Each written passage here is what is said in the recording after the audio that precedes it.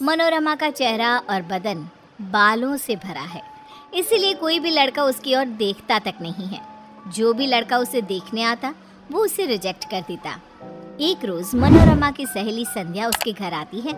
तभी सीता उससे कहती है, बेटा अब तू ही कुछ कर, नहीं तो ये कमारी ही रह जाएगी। आजकल तो क्या कुछ चला है जिससे बाल हट भी जाते हैं। हमारे जमाने की तरह थोड़ी ना है जहाँ किसी चीज की सुविधा ही नहीं थी। आज चिंता मत करिए आंटी, इस बार मैं मनोरमा की शादी करवा के ही अपने ससुराल जाऊंगी। अरे बेटा भगवान तेरा भला करे। संध्या मनोरमा के पास जाती है और उसे कहती है, मनोरमा हम सब दोस्तों की शादी हो गई है, बस एक तू ही बची है। तू भी इस लगन में सलट जा। मुझ जैसी लड़की से कौन शादी करेगा, तू ही बता। तुम सब तो इतनी सुंदर सुंदर हो कि कोई भी देखकर ही मर मिटे। कहाँ मैं बालों की खान, लड़का देखते ही भाग जाता है। बाल तो हर किसी लड़की के होते हैं, इसमें कौन सी अलग बात है, लेकिन सब वैक्स करवाती हैं। चल आज तू भी करा, फिर देख कैसे तेरे लिए लड़कों की लाइन लग जाती है। नहीं नहीं नहीं, मुझे बहुत डर लगता है। अरे यार बहुत दर्द होता है, मैं नहीं करवा सकती ये सब। अरे पागल, एक बार ही तो कराना है, बस शादी हो जाए फिर क्या। संध्या मनोरमा को किसी तरह वैक्स करवाने के लिए मना लेती है और उसकी पूरी बॉडी और चेहरे पर वैक्स करवा देती है। वाह, ये मैं हूँ, कितनी सुंदर लग रही हूँ मैं। मनोरमा सुंदर लगने लगती है और विवेक उसे पसंद कर लेता है। संध्या के कहने के मुताबिक मनोरमा विवेक को कुछ नहीं बताती और उसकी शादी धूमधाम से हो जाती है और सीता की परेशानी भी हल हो जाती है। शादी होते ही विवेक और मनोरमा हनीमून पर चले जाते हैं। तब विवेक उससे कहता है, मैं तुमसे बहुत प्यार करता हूँ। मैं किस्मत वाला हूँ जो मुझे तुम जैसी इतनी सुंदर बीवी मिली। लगता है ये पल खत्म ही ना हो, मुझे कभी छोड़कर मत जाना। मैं कहीं नहीं जाने वाली।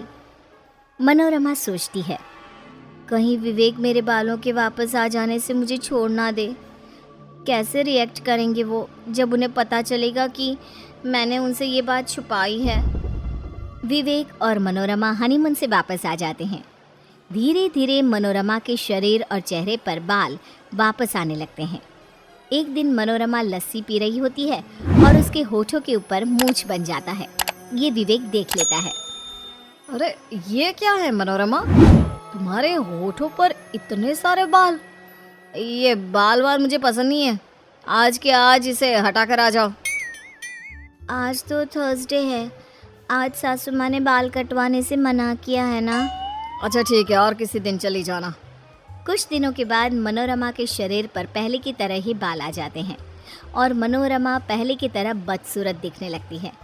एक रात जब विवेक उसके बगल में लेटा होता है तब मनोरमा के पैर उसके पैर से टच हो जाते हैं और वो चिल्लाता है, कॉकरोच कॉकरोच। अरे बाबा मैं हूँ। बाबा रे, तुम्हारे बाल हैं इतने कड़े, इतने तो लड़कों के भी नहीं होते। अब तो तुम्हारे बगल में सोना भी आफत हो गया है। मैं तो फंस गया हूँ तुम जैसी लड़की से शादी करके। शादी के वक्त कैसी दिखती थी, वो सब धोखा था। तुम्हारे घर वालों ने धोखा किया है मेरे साथ। विवेक गुस्से में कमरे से बाहर चला जाता है और मनोरमा रोने लगती है। जिस बात का डर था वही हो रहा है, अब मैं अपने इस रिश्ते को कैसे बचाऊं। विवेक अब मनोरमा से हर वक्त चिढ़ा रहने लगता है और एक आंख भी उसे देखना नहीं चाहता। अगले दिन मीता अपनी बेटी के साथ उसके घर आती है। मनोरमा उसकी बच्ची को जैसे ही अपनी गोद में लेती है वो चिल्लाने लगती है, मेरी फूल सी बेटी को तुम कांटे चुभाती रही। इतना भी समझ में नहीं आता कि इतनी छोटी बच्ची को गोद में नहीं लेना चाहिए जब इतने सारे बाल हो। धीरे धीरे मनोरमा के ससुराल वाले उससे दूरी बनाने लगते हैं। मनोरमा अकेली पड़ जाती है। एक रोज मनोरमा विवेक को रात का खाना देती है और तभी उसके खाने में बाल आ जाता है। हर जगह बाल ही बाल, दुखी हो गया हूँ मैं तुमसे, छोड़ दो मुझे। जीना हराम हो गया है मेरा जब से तुम आई हो। मैंने इतनी मेहनत से बनाया है, कम से कम खा तो लीजिए। विवेक खाना खाए बिना उठ जाता है और भूखे पेट सो जाता है। मनोरमा के लिए एक एक दिन काटना भारी हो जाता है। कुछ दिनों के बाद विवेक के एक फ्रेंड की शादी होती है और मजबूरी में विवेक को मनोरमा को अपने साथ ले जाना पड़ता है। लेकिन जैसे ही विवेक पार्टी में पहुंचता है, उसके सारे फ्रेंड्स मनोरमा को देखकर उसका मजाक बनाने लगते हैं। ये बीवी है या भालू, कोई अंदर ही नहीं है। कैसे रहता यार तू ऐसी लड़की के साथ, मैं तो कभी ना रह पाऊं। ऐसी लड़की से शादी करने से अच्छा था कि तू कंवारा रह जाता। दोस्तों की बातें सुनकर विवेक का मूड ऑफ हो जाता है और वो चुपचाप पार्टी से चला जाता है और घर जाकर मनोरमा से कहता है, मुझे तलाक चाहिए तुमसे, तलाक। अब मेरा पीछा छोड़ दो, अब और बेइज्जती मुझसे सही नहीं जाएगी। कल तक तुम ये कहते थे कि मुझे छोड़कर मत जाना, आज खुद ही निकाल रहे हो। मैं तुम्हारे बिना नहीं रह सकती हूँ।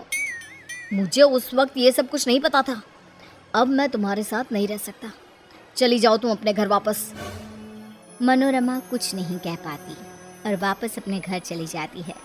कुछ दिनों में दोनों का तलाक हो जाता है और मनोरमा सीता से कहती है, माँ, तुम्हारे और संध्या की इस झूठ ने मेरी जिंदगी तबाह कर दी।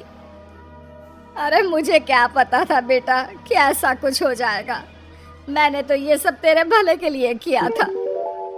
उधर विवेक निशा को डेट करने लगता है और दोनों की शादी पक्की हो जाती है। धीरे धीरे विवेक को हर चीज में मनोरमा की याद आने लगती है। निशा को आजकल की चौचले पसंद है और वो विवेक की एक जरा फिक्र नहीं करती। विवेक और निशा के शादी का दिन आ जाता है। जैसे ही फेरे शुरू होते हैं, विवेक मनोरमा के ख्याल में खो जाता है। मैंने मनोरमा के साथ अच्छा नहीं किया, वो मेरे खाने पीने सबका कितना ख्याल रखती थी, लेकिन निशा को तो इन सब से कोई मतलब ही नहीं है।